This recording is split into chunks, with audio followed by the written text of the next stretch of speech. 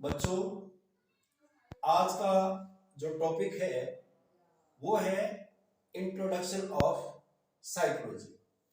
आज हम साइकोलॉजी की शुरुआत के बारे में चर्चा करेंगे। तो साइकोलॉजी है क्या?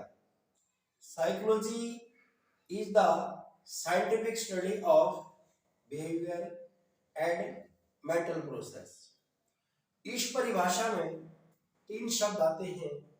पहला शब्द साइंस, दूसरा बिहेवियर और तीसरा मेंटल प्रोसेस। अब इन तीनों का साइकोलॉजी को हम साइंस मानते हैं। साइंस कैसे है? साइकोलॉजी यूज करती है systematics method to describe human behaviour and mental process. यानी कि मनोविज्ञान साइंस क्यों है? क्योंकि साइकोलॉजी मानव व्यवहार और मेंटल जो प्रोसेस है उसको डिफाइन करने के लिए सिस्टेमैटिक मेथड्स का प्रयोग करती है। इसलिए साइकोलॉजी को हम साइंस मानते हैं। दूसरा शब्द है बिहेवियर। अब बिहेवियर है क्या?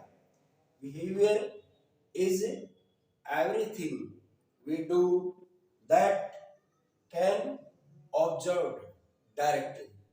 यानी कि व्यवहार वह सभी चीज हैं जो हम करते हैं और जिनका प्रत्यक्ष रूप से परीक्षण किया जाए।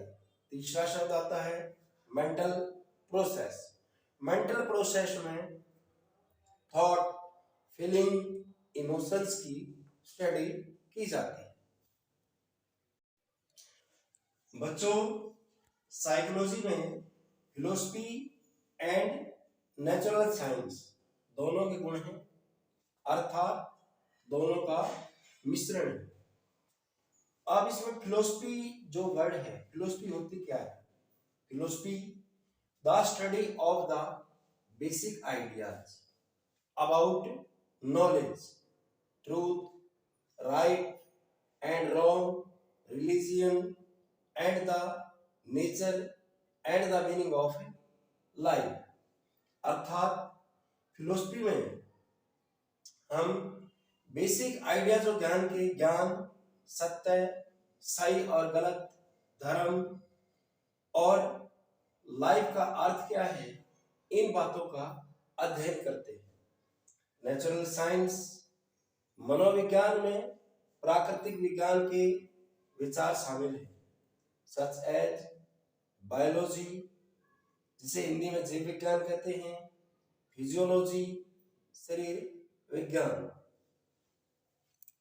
बच्चों, मनोविज्ञान के विकास में ग्रीक फिलोसफर्स जो हुए हैं उनका बहुत बड़ा योगदान है। तीन वहां के फिलोसफर जिन्हें वेस्टर्न की तिकड़ी भी कहा जाता है, जिनके नाम सुकरात, प्लेटो और अरस्तु। उन्होंने मनोविज्ञान के क्षेत्र में विशेष योगदान दिया है। इसलिए हम इसमें ग्रीक भाषा की स्टडी की जाती है। अर्थात साइकोलॉजी ग्रीक लैंग्वेज के दो शब्दों से मिलकर बना है। दोनों शब्द कौन से हैं? Psyche plus logos. साइकी शब्द का अर्थ होता है सोल या माइंड, अर्थात आत्मा या मन का अध्ययन। ग्रीक के तीनों फिलोसफर सुकरात, प्लेटो, अरस्तु ने साइकोलॉजी के डेवलपमेंट में ग्रेट कंट्रीब्यूशन दिया है। मनोविज्ञान के क्षेत्र में प्लेटो ने साइकी के संपर्क पर जोर दिया है। बच्चों, प्लूटो ने आत्मा के तीन प्रकार बताए। नंबर 1 लॉजिस्टिकॉन, जिसमें आत्मा के इस पार्ट में लॉजिकल पावर अर्थात तर्क शक्ति होती है। प्लूटो ने दूसरा पार्ट बताया इपिथाइमेटिकोन, जिसे दूसरा नाम इसका एपिटिटेटिव है। हिंदी में इसे अक्षुदा वर्धक आत्मा कहा जाता है। ये पार्ट सिगमंड फ्राइड के पर्सनालिटी के ईड पार्ट से मिलता जुलता है। अर्थात यहाँ पर व्यक्ति अपने डिजायर को पूरा करना चाहता है, वो चाहे फेयर तरीका हो या अनफेयर हो। प्लूटो ने इस पार्ट को सबसे डेंजरस पार्ट ऑफ सोल बताया। तीसरा पार्ट थाइमोइडिस, इसे स्पिरिट या टेम्पर के नाम से भी जाना जाता है। बच्चों, अरिस्टोटल भी ग्रीक के अंदर एक महान फिलोसफर हुए हैं। जैसे प्लूटो और सुकरात का नाम आता है, उसी प्रकार अरस्तु का भी आता है। इन्होंने भी आत्मा के 3 टाइप बताए थे। पहली टाइप द नट्रेटिव सोल, जो पेड़ पौधों में पाई जाती है। दूसरी द सेंसिटिव लोकोमोटिव, जो एनिमल्स में पाई जाती है। तीसरी टाइप रैशनल सोल, जो ह्यूमन बीइंग में पाई जाती है। तो अरस्तु प्लूटो का शिष्य है और सिकंदर का गुरु था। उसने साइकोलॉजी में डिडक्टिव लॉजिक को बताया। इस प्रकार उसने भी आत्मा के 3 प्रकार बताए। बच्चों, परंतु अरस्तु ने माइंड के फैकल्टी थ्योरी पर वर्क किया था। उसने माइंड के 2 कार्य बताए।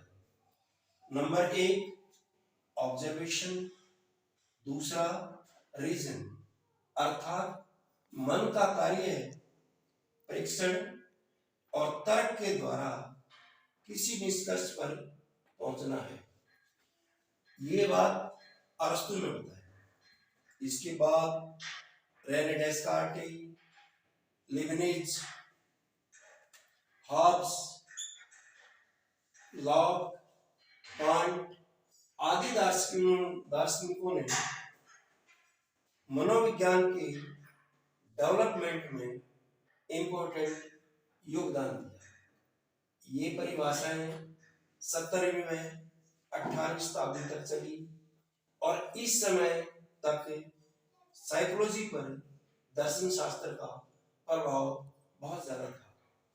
जो माइंड या सोल वाली जो डेफिनेशन दी गई थी, उसमें दोष पाए गए।